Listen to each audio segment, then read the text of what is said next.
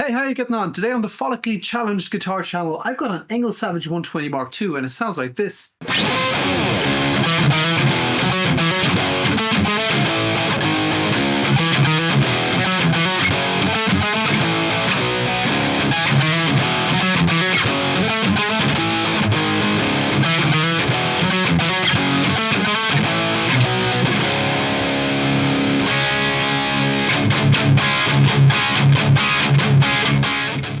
Yeah, Follically Challenged Guitar channel. Say that 3 times in a row really quickly. See if you can do it.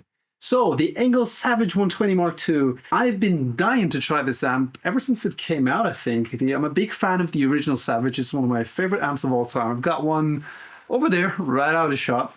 And in this video, I just want to go over the functions of the ENGL SAVAGE 120, see what kind of tones we can get out of it, and shoot it out against a few other amps. Mainly the 5150 behind me here, original PV script.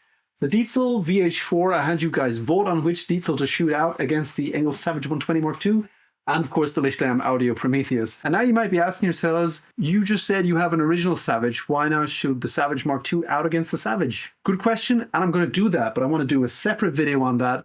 I want to go channel for channel, function for function on that shoot out, and I'm looking forward to it. This is just going to be kind of the high gain tones, the best of shootout, just so you have a total reference for this amplifier. Now, for the sake of full transparency, I do want to point out that ENGL sent me this amplifier, but they didn't send it to me for this video. This video wasn't part of the deal. This amp was sent to me for a project I have in mind for early 2026. I'll hopefully be able to tell you about very soon. I think it's going to be very, very cool, and I'm interested to see what you guys think about that. So I'm not sure if this counts as paid promotion or not. I put the tick box on YouTube anyway. That's why that little pop-up came at the start of the video.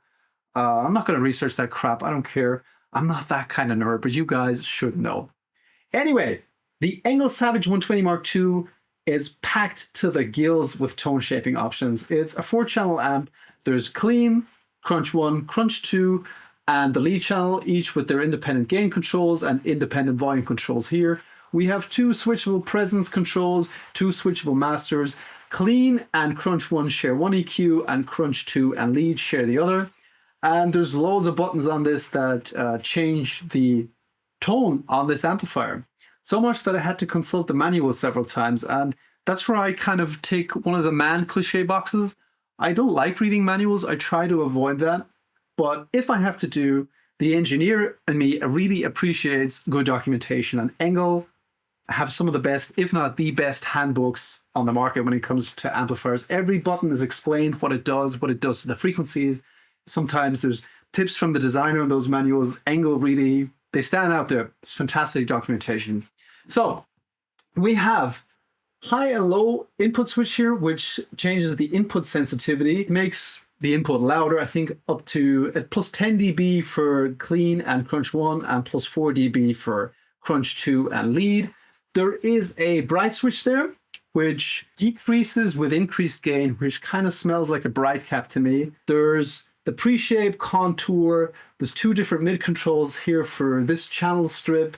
There's a globally switchable depth boost instead of a resonance control or a deep knob. For this channels, or for channels crunch 2 and lead, there is the gain high and low switch. This adds extra gain. There's the contour switch, and there's a smooth rough switch here, which I'm going to go into detail as we go through the channels. On the back end of the amp, we have 2 switchable effects loops, an onboard noise gate, and I think ENGL were among the first to kind of put that into their higher level amps as a standard. We have a line out, and what else do we have? MIDI in and MIDI out. Actual MIDI connectors, not these D-sub connectors from the older ENGL amps where you needed a breakout box to use regular MIDI foot switches. You can use pretty much any MIDI foot switch with this amplifier. And speaking of MIDI, every button apart from the bright switch here is controllable via MIDI. So this amp is a gigging musician's dream, I'd imagine. So I started off on the lead channel with the gain boost in, no pedal boost for that. That was just the amplifier. I'm going to start out by showing you the clean channel, then move over to crunch 1, crunch 2, and then finish off on the lead channel. So we're just going to go up in gain.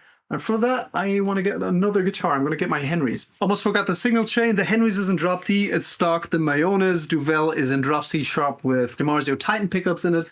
I'll be using my Marshall cab for the most of this demo. I've got a Shure SM57 on the Vintage 30 in there on the sweet spot. Occasionally, I might switch to the ENGL XXL cab behind me here because it's an ENGL amp. I've got that mic'd up with a Shure SM57 Unidyne 3 from the 70s or 80s or something, I don't know. Also on a Vintage 30. Yeah, that covers it. The clean channel sounds like this.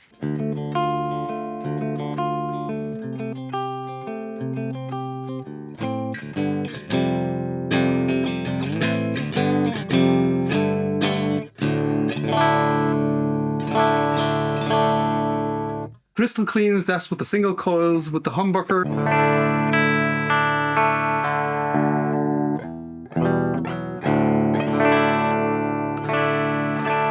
Also stays very clean. Got the gain at about, what's that, 10 o'clock? Let's see what the difference is with the high-low input switch.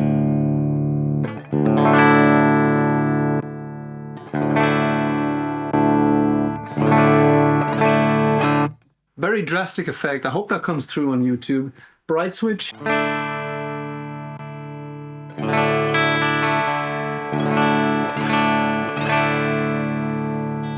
The next button you'll notice there is labeled pre-shape, and what that does is I think it pulls back the mids a bit and emphasizes the low end and the high end.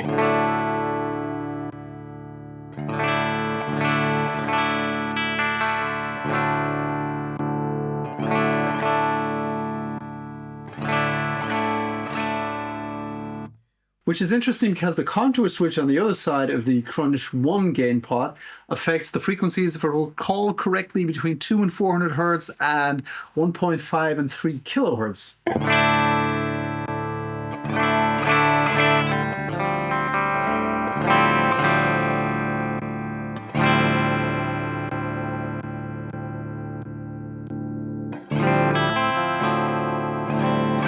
I like both out for the clean. For this channel strip, there's two switchable mid controls. There's a mid lean and a mid bold.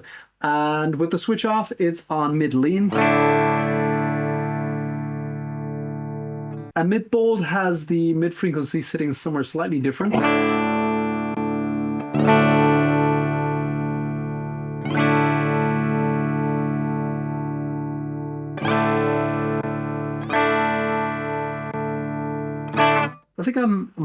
I think I like mid bold for cleans. Before we move on to the crunch channel, let's see the range of the clean channel. So obviously it does super clean. We've noticed that. Let's see how high up we can go with the gain.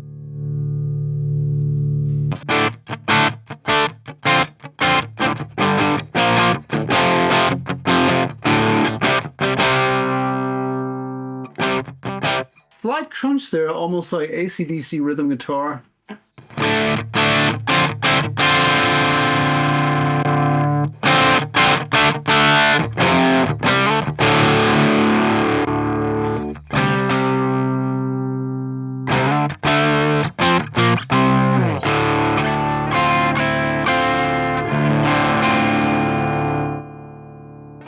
All right, that's enough cleans. Let's move over to Crunch 1, which sounds like...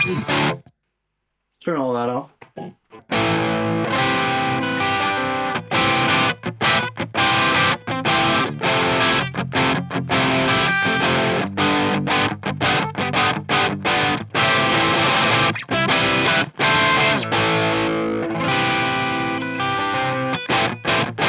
Some nice light crunch with the gain in the middle. Let's see how low we can go.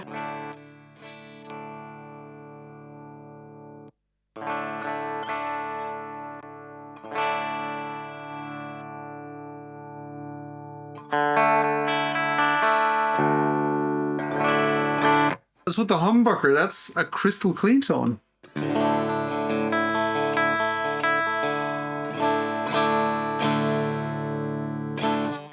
That's with single coils. Not bad. Let's up the gain some more.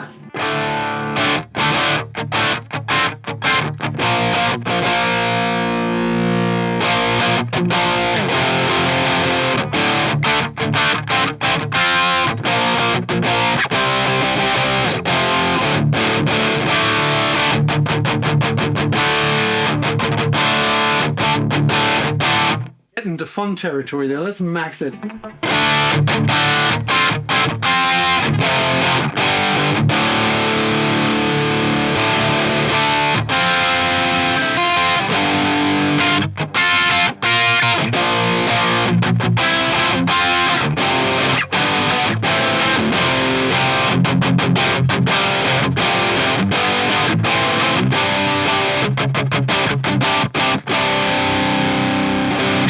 That tone's a lot of fun to me.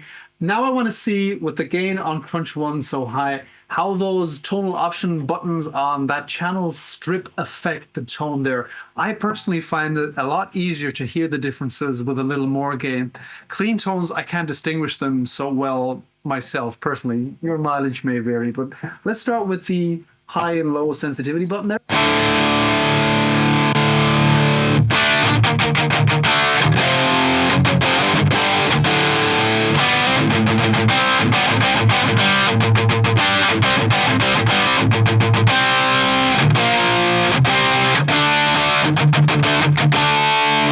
Bright switch.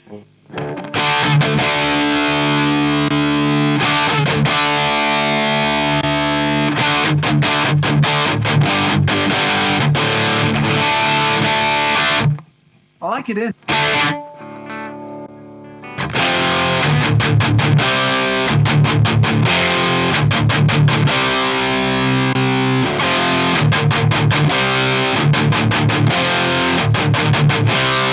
Contour.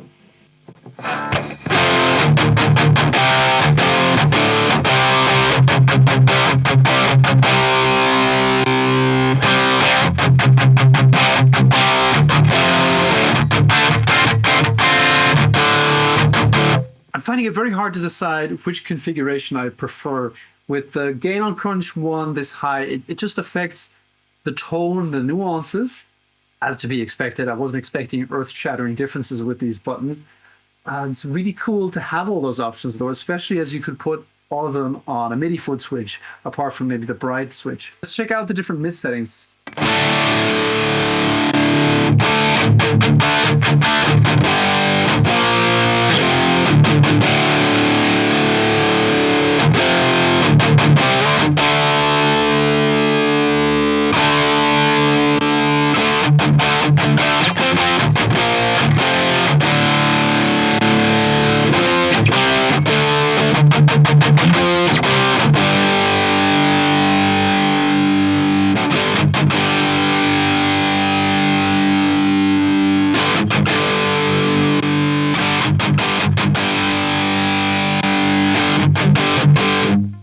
And as to be expected with a German amp brand, the button does what it says. Mid-lean sounds a little leaner, mid-bold sounds a little bolder. Really, really surprising there, isn't it? Now, I think that should cover Crunch 1. Let's see how Crunch 2 compares to that.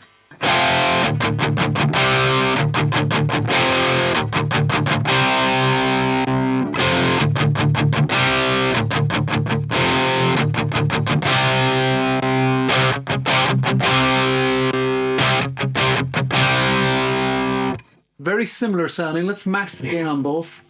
Woohoo!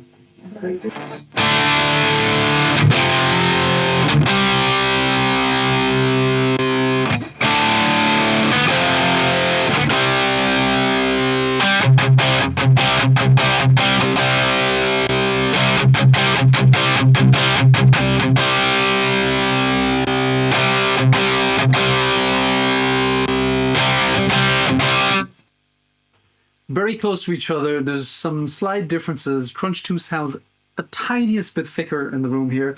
That just might be EQ though. The pot tolerances, they look set almost the same, but you know, potentiometers have, depending on which ones you use, 10, 20, sometimes even more tolerances. So I'm pretty sure you could get Crunch 1 as thick as Crunch 2 in this particular example. So similar gain levels. Crunch 2 isn't a continuation of Crunch 1 as you might expect. They're almost the same, but they offer different tonal shaping options, tonal shaping options from each other. As we just heard, channel 1, Crunch 1 has two different mids. It has the pre-shape, which Crunch 2 doesn't have.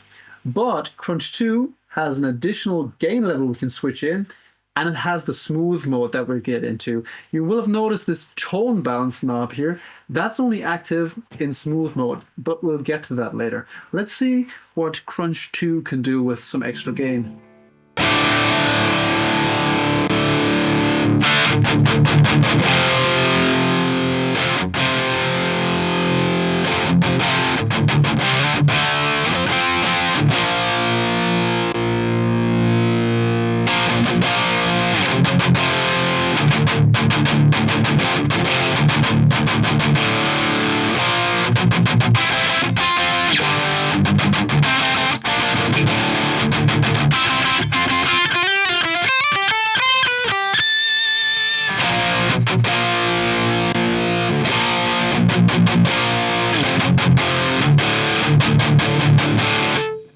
contour does the same thing on this channel as it does with the others.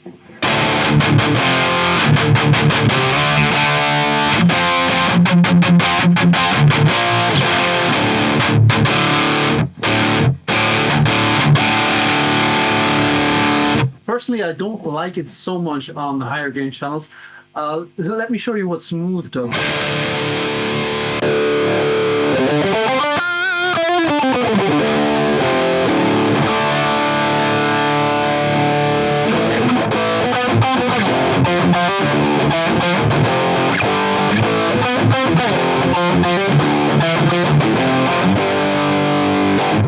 As you're able to hear, probably one of the most effective tonal shaping buttons on the amplifier. Really does something strange with the mids. Almost sounds like somebody put on a wah.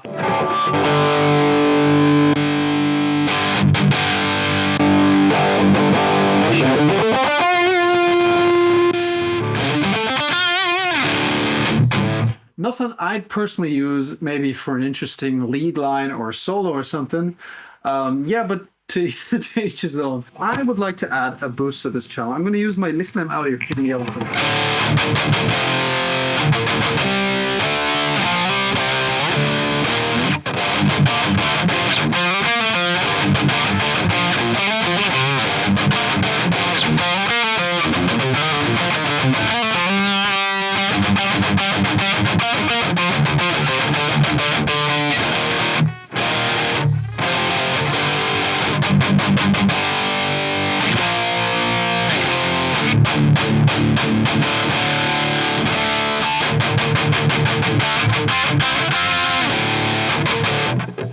And that's my comfort zone. I could work with that. I'd be very happy with that as a high gain tone. But we still have the lead channel. Wait, before we go to the lead channel, let me show you how effective the depth boost is.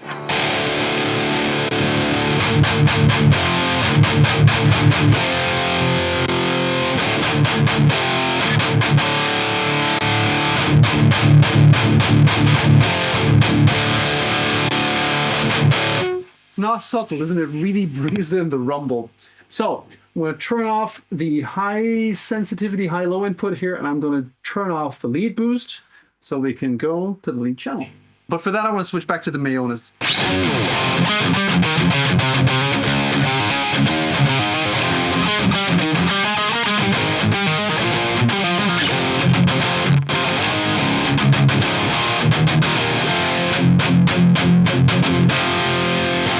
And there's that rawness from the Savage that I love so much. And most amplifier brands kind of have a signature tone to it. Marshall have that Kerrang. Dietz will have those huge mids that almost smear a bit. PV have that low mid gong. But ENGL kind of had three different sounds to me. The balls like Iron Ball, Power Ball, Fireball, they have that compressed bounciness to them, something really thick. The ENGL Invader is surprisingly smooth, but the Savages and the Retro Tube to an extent, and probably the Blackmore, maybe the Artist Edition too, I haven't tried those yet, but that's the impression I get. They have this raw high gain tone that's just, wow, it's just so much fun.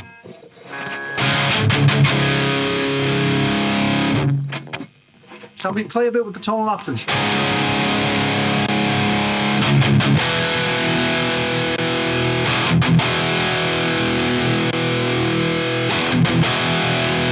And as the manual stated, the effect of the bright switch is far less noticeable with higher gain levels. I still slightly prefer it on the lead channel.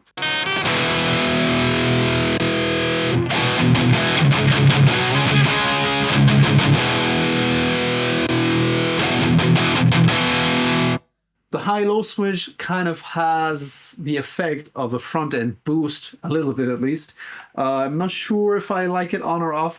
The ENGL amps are one of the few amps that I actually feel quite comfortable using without a front-end boost, although I tend to use front-end boosts with the ENGLs as well. It's kind of like, I'd compare it to wearing a belt with your jeans. Even if your jeans are tight enough, you tend to prefer to wear a belt just because you're used to it, even if you might not need it with those pants. So ENGLs are tight. Where am I going with this? Shit. But in fact, let's do that. Let's switch in the King in Yellow.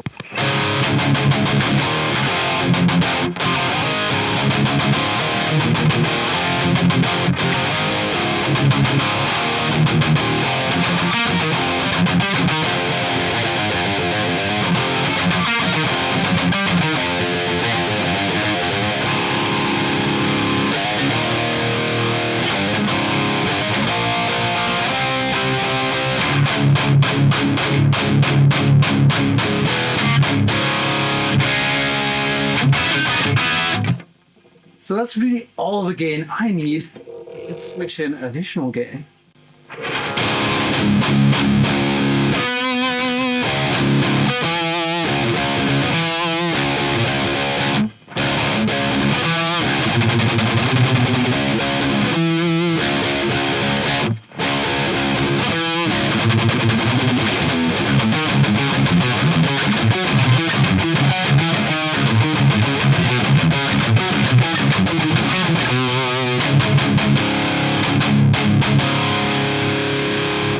Now, personally, I don't notice the gain going up so much, but it thickens up. The amp gets beefier. Let's add in the high switch.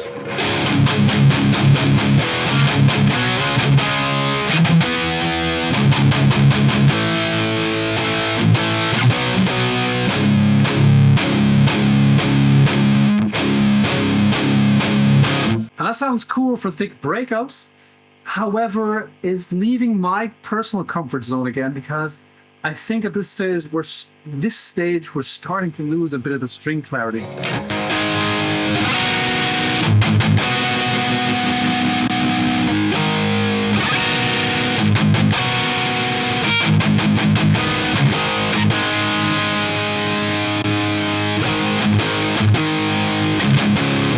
Maybe the contour will help us there.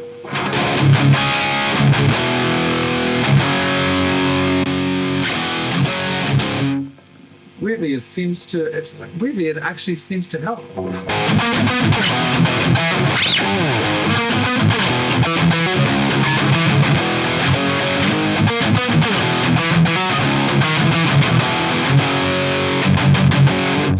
I still prefer it.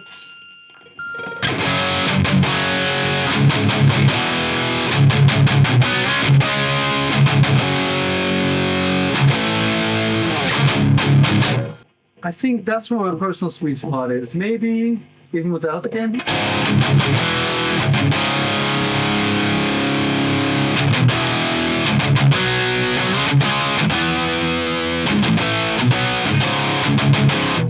Without it, there's a bit more clarity, but I think here's where I have most fun.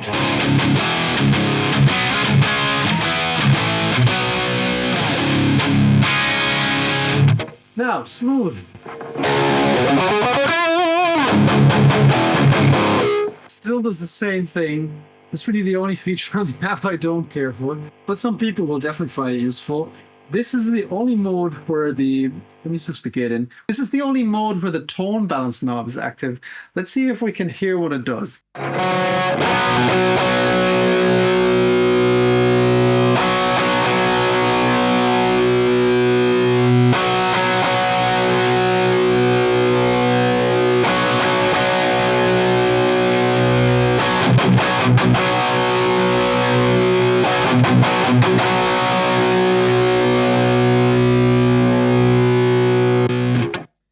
With it going clockwise, so over half, it seems to bring up the highs a bit.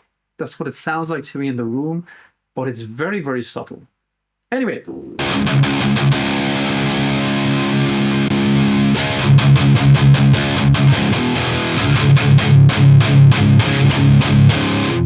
With the depth boost in, it's almost assaulting, but in a really funny way.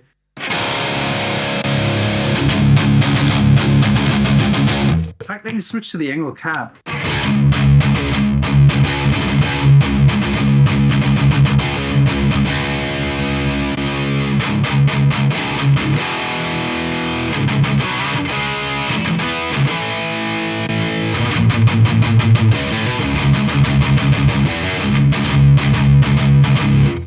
With the ENGL cab, oops. Okay, with the ENGL cab, it's a lot of fun. It's really bouncy sounding behind me. Ah, what a cool amp. Okay, before we go to the shootout sections, just two more things I want to do.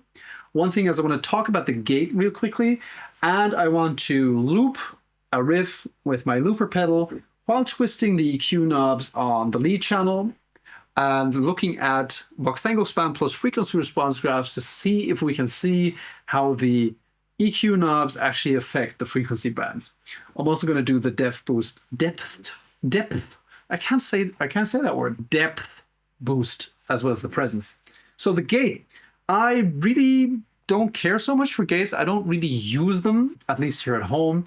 But just to quieten the amp down while I talk, I turn the gate on, and I'm really impressed with that. I've got it, you can't see it now, but it's just barely on.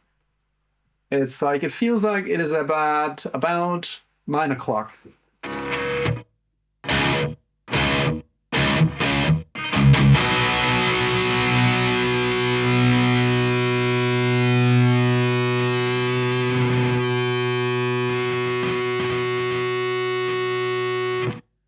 At that setting, it doesn't interfere with the playing at all. You can just hear it cutting in and out here, just as I move the finger here. But it quiets the amp down enough so I can talk without having to worry about editing that out.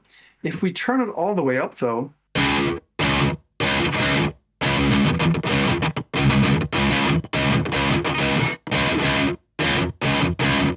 we can get those really percussive tones. But even in that setting, it's maxed out. Check this out.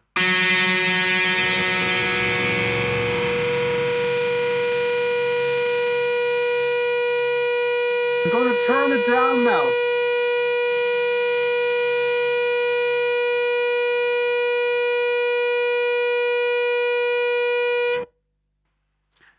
Even with the gate maxed, it doesn't choke out, sustain, or really, really dainty kind of bendy thingies.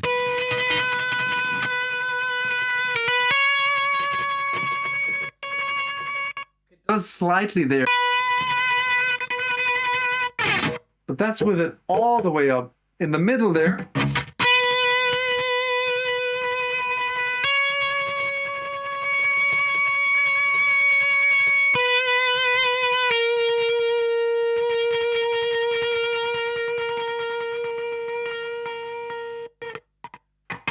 that's a really good gate in my opinion. Now, let's check out the EQ.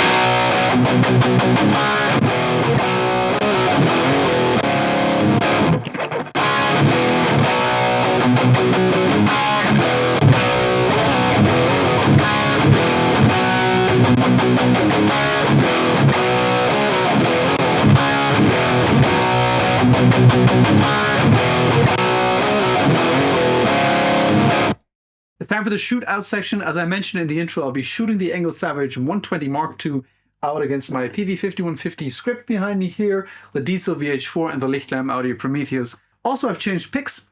I wanted to show you this massive battle axe of a titanium pick here. I was approached by a wonderful gentleman at Guitar Summit. His name is Robert Donoso Büchner. I hope I got that right. And he told me his story. He had COVID a ridiculous amount of times in a row. And he got severe arthritis in his hands and he couldn't play guitar anymore. And that bummed him out so much that he went and designed several thick picks out of titanium. And he asked me if I'd want to try them. He's doing some field research here. And I thought, yeah, sure, why not? Chap was awfully nice. Even though I had experience with metal picks before, aluminium, that's aluminum for the Americans, and stainless steel plectrums, and I didn't like them so much. But to my surprise, particularly this one, titanium, it's just awesome. I really hope we start selling them because I want another one of these. So yeah, I'm using the ENGL cab for the shootout because I barely used it in the main playthrough and it just sounds like a lot of fun. I'm going to start out with the ENGL SAVAGE versus the PV5150.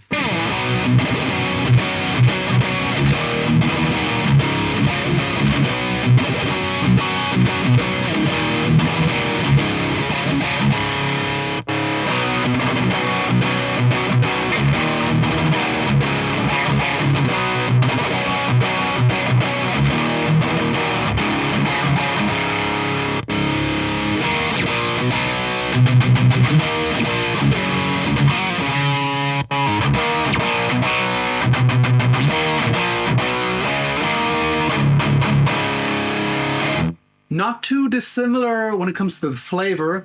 The ENGL SAVAGE is tighter sounding and a little more dense sounding, while the 5150, much to my surprise, sounds a little lighter. Of course, I suppose I could dial up the bass a bit on the 5150 and maybe up the resonance a bit.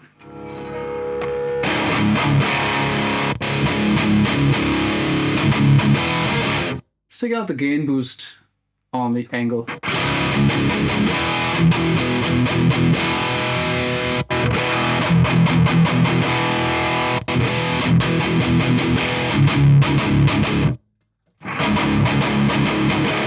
Still, the ENGL seemed a little tighter and just a little thicker sounding as well. Do I have the depth boost on? No, I don't even have the depth boost. Depth! I can't say depth!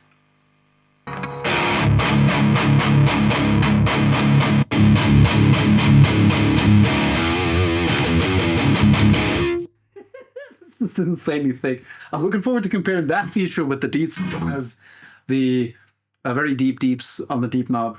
So yeah, let's add a boost to that, see how that changes things.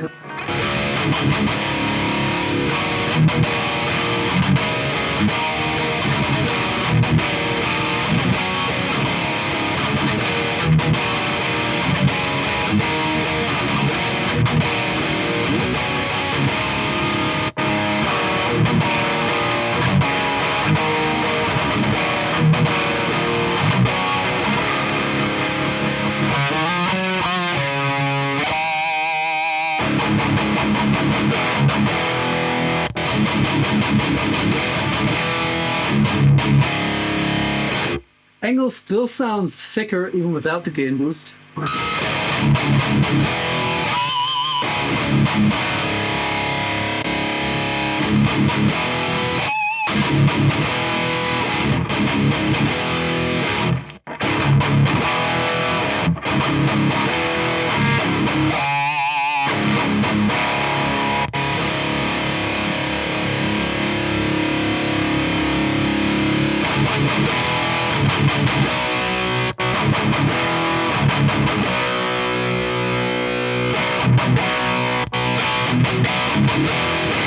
Turning off the boost again.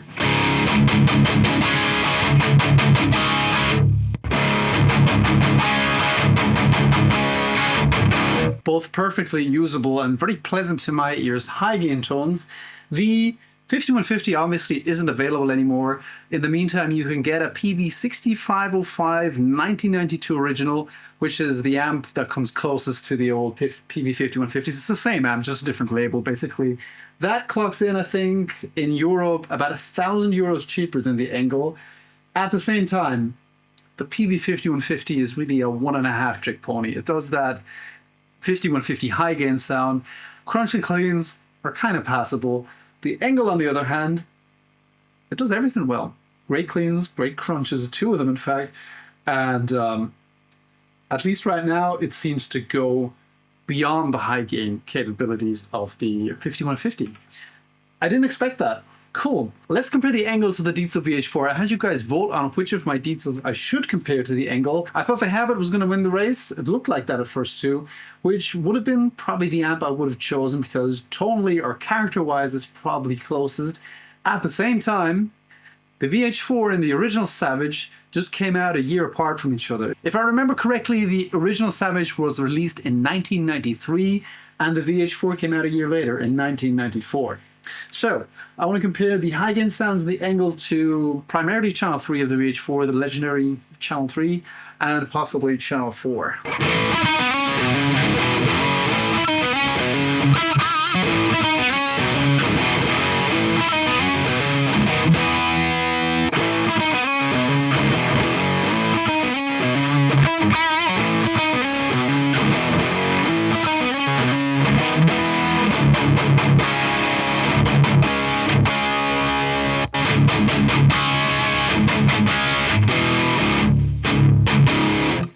The ENGL is much tighter sounding than the Diesel, and I expected that because Diesels aren't the most fast tracking amplifiers. To me, they're not super high gain metal amps per se. They're very versatile, and that is the main reason why I do these shootout sections in the first place. Because I remember when I was first looking at getting into amps, I was watching videos from Session Music where that guy Ollie was demoing amps, and by themselves most amps sound really cool in a studio setting. The high gain amp set to high gain guitar goes brrr, I'm happy.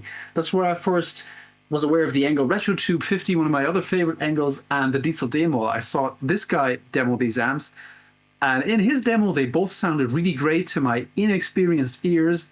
And I got the ENGL Retro Tube first and the demo later, and for some reason I was expecting them to sound and feel similar. The Retro Tube is very tight. It's not unlike the Savage in its high gain character.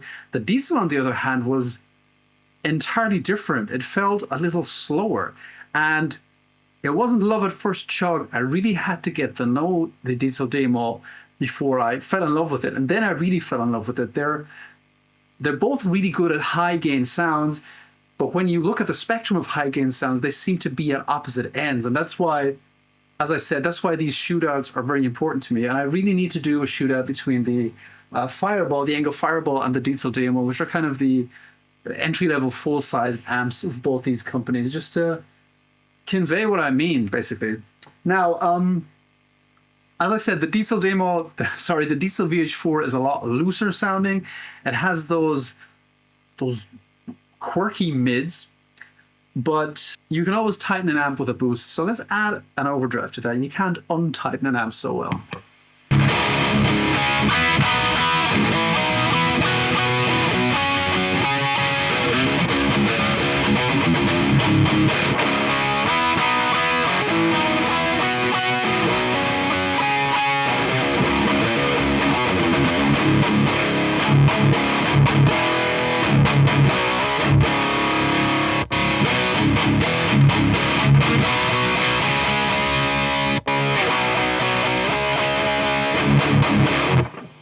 And as you're hopefully able to hear, the overdrive tightens the Diesel up quite a bit. I'm going to turn it on and off so you can get an impression.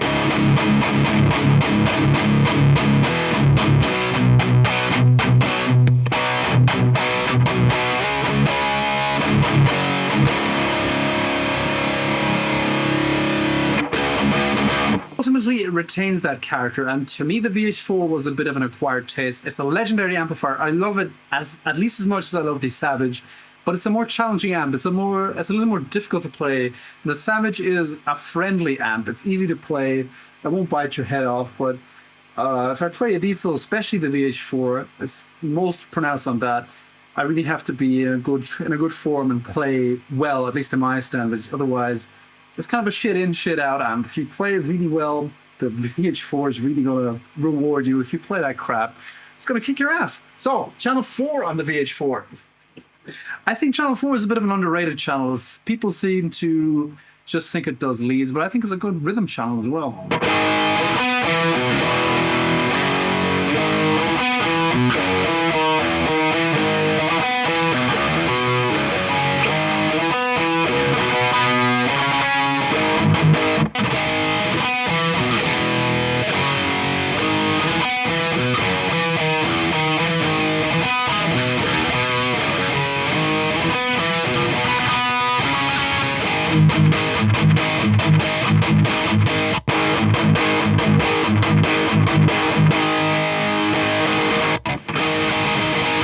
That's with the boost on, and to me, the fourth channel on the VH4 feels a little closer to the ENGL. Let's turn off the boost. You'll notice that the VH4 really gets a little looser again there.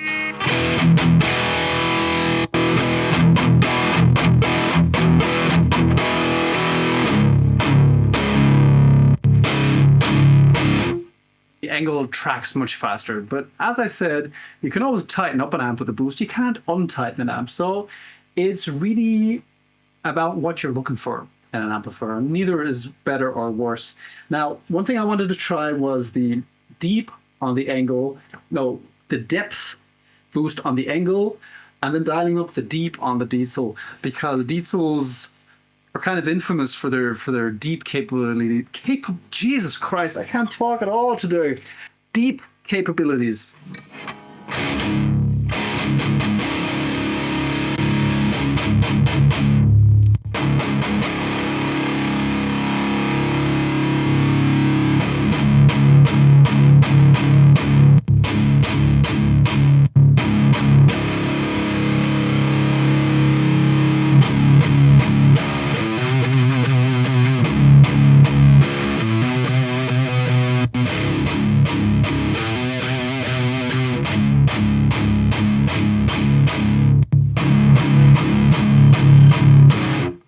That's surprising to me. The depth boost on the ENGL SAVAGE makes the amp even thicker and bouncier than the VH4 with the deep on max.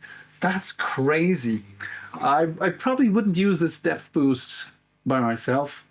Although I probably would use it by myself just for a good laugh, but not really in a band context.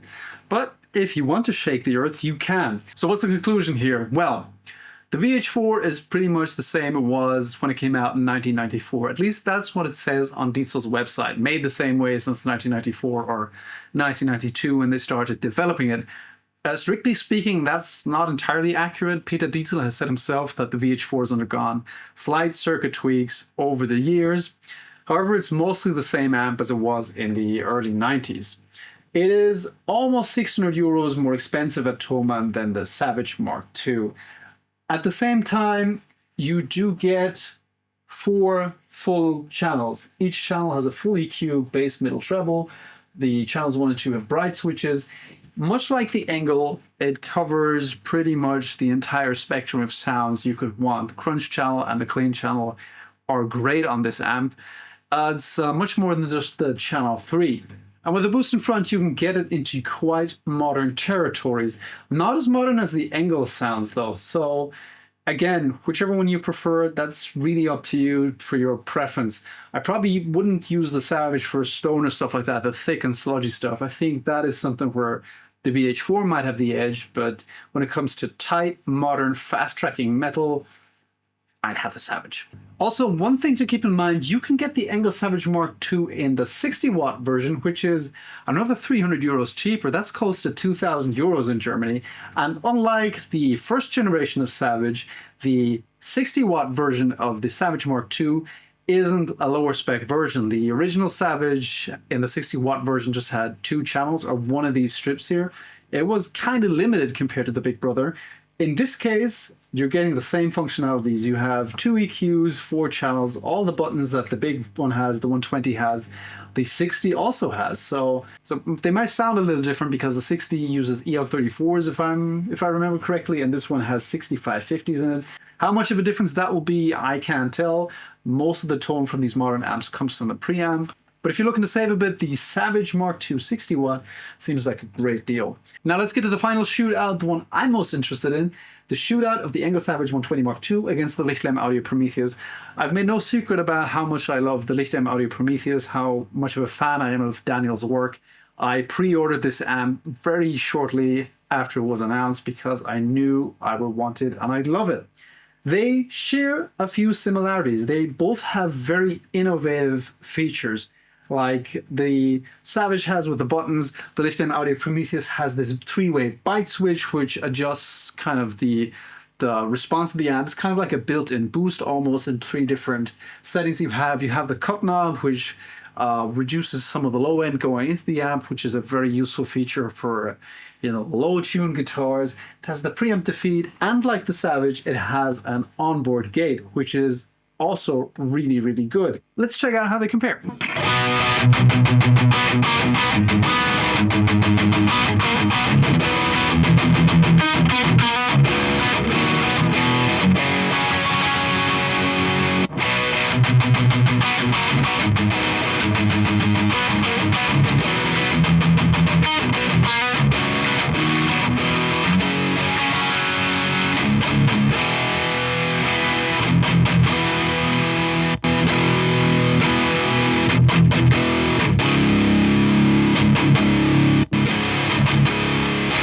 I think the Savage is a bit louder.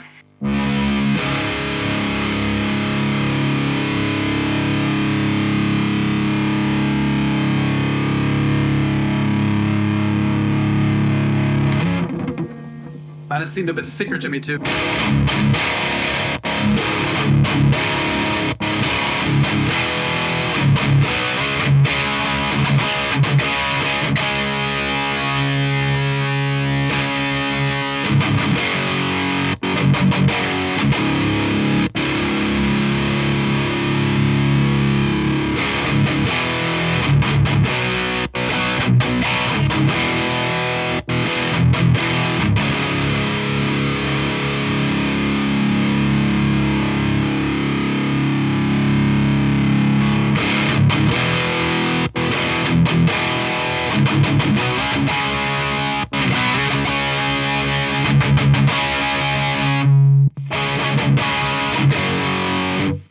So with the byte switch and the cut knob adjusted on the Rhythm Audio Prometheus, they get kind of close. Similar gain levels, similar levels of tightness. The Prometheus seems a little attackier to me, brighter, and the Savage seems a little throatier to me. There's some EQ differences. However, that's without the boost, and that's without the extra gain enabled on the Savage.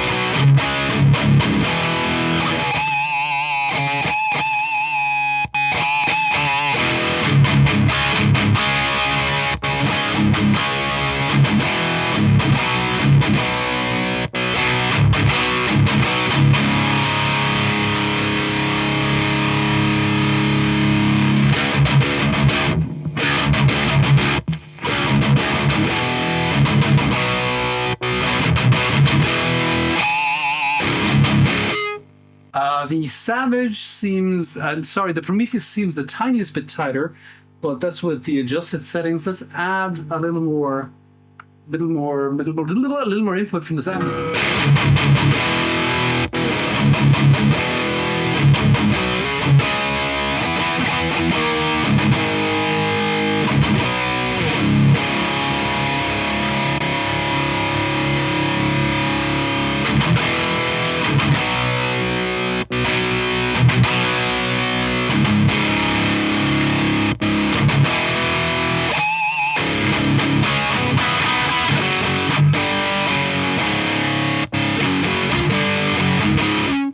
Really hard for me to pick a favorite right now because they're different, and at the same time they're so similar. They have the Venn diagram of use cases for these tones is, you know, it's almost one circle.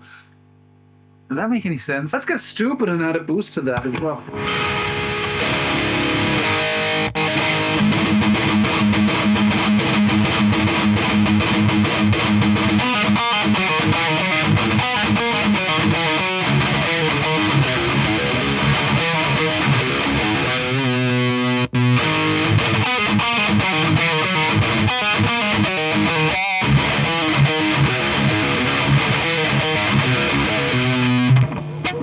Too much. I can't even take properly.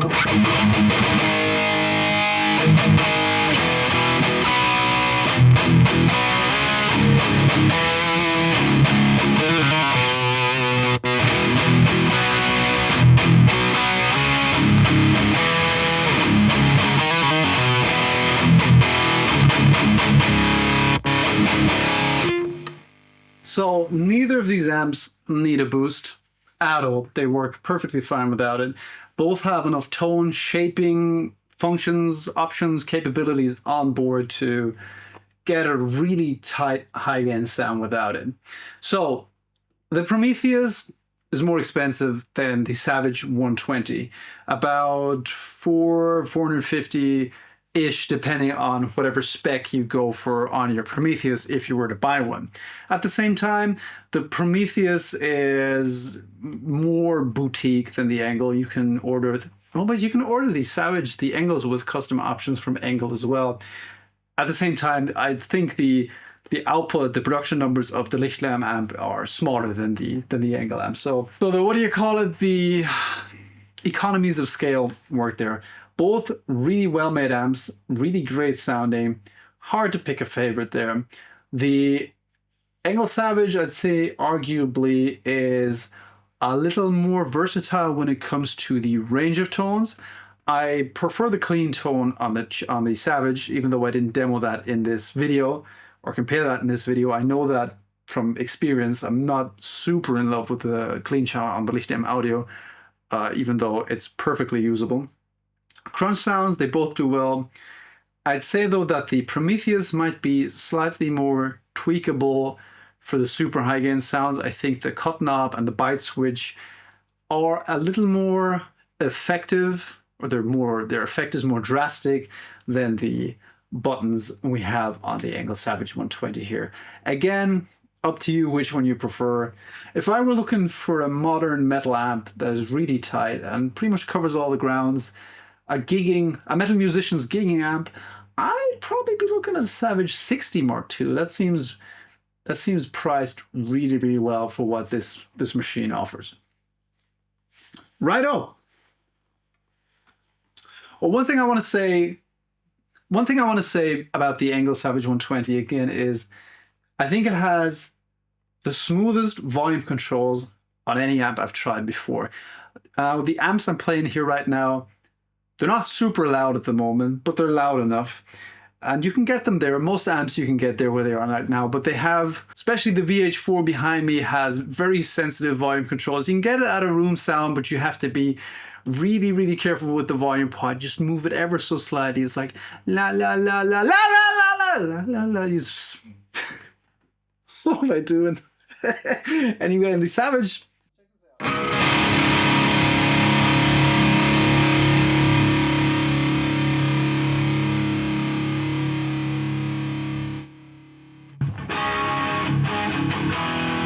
This is lower than conversation volume right now.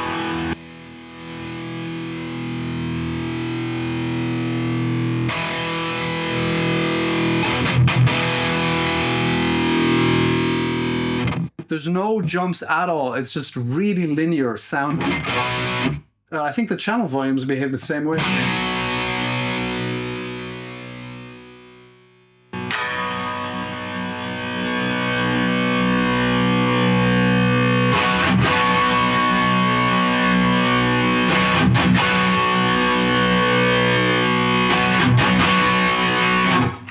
Now, I'm not sure if that's a buying argument for you. Probably not. But it was something I noticed when setting up for the shootout, that the volume adjustability on the Savage is fantastic. Probably the best on any amp I've tried so far. And I think that concludes my video on the ENGL Savage 120 Mark II. The first video, at least. I'm going to be making a second video shooting it out against the original Savage, and I'm going to take both out of their head shells as well. We're going to look inside the amps as well, see how that changed, because I believe with this amp, they changed the PCBs a bit. With the older ENGLs, usually you'd have the tube sockets and the components on the same side. So when you pulled the head shell and flipped open the amp or flipped over the amp to take a look at it, you wouldn't be able to see the components, the resistors, capacitors. They'd all be on the same side as the tube sockets. I assume because that's easier to make, easier on production.